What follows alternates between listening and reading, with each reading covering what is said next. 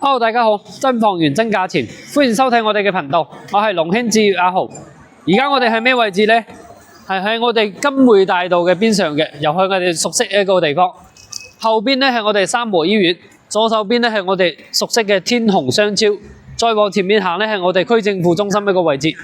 咁大家都估得到啦，我哋影咩小區？就係我哋鼎盛廣場區政府中心嘅一個小區。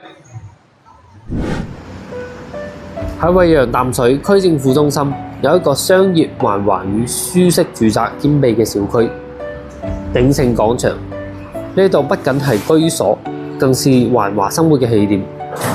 鼎盛廣場居守惠陽淡水核心，深管匯半小時嘅生活圈觸手可及，廈深高鐵、沈海高速、縱橫交匯，1小時車程通達港深，周邊公交車與地鐵14號線沙田站、高鐵站惠陽站、惠陽汽車客運站無縫接駁，城市脈絡盡在掌握。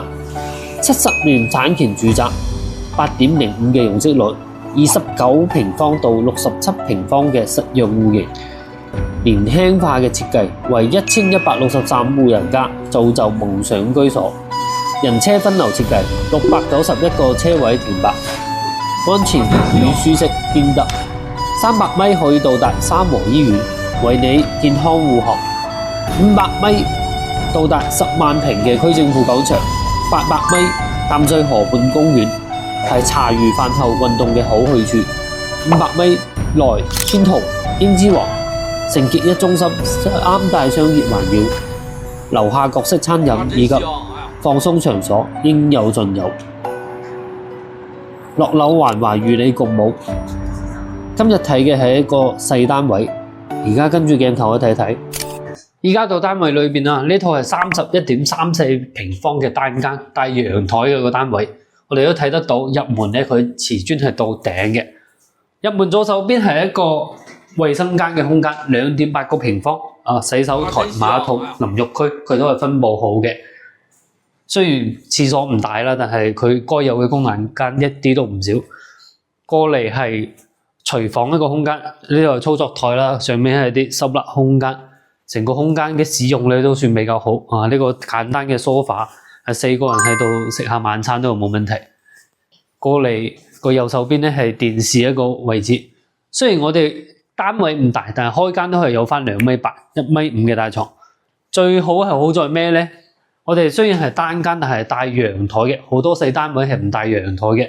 佢擺咗個衣櫃位啦，上面咧係一個兩三架，右手邊咧係洗衣嘅一個位置。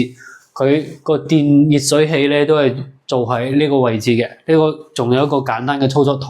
往前面睇咧係空中花園一個視野，都係非常之舒服嘅。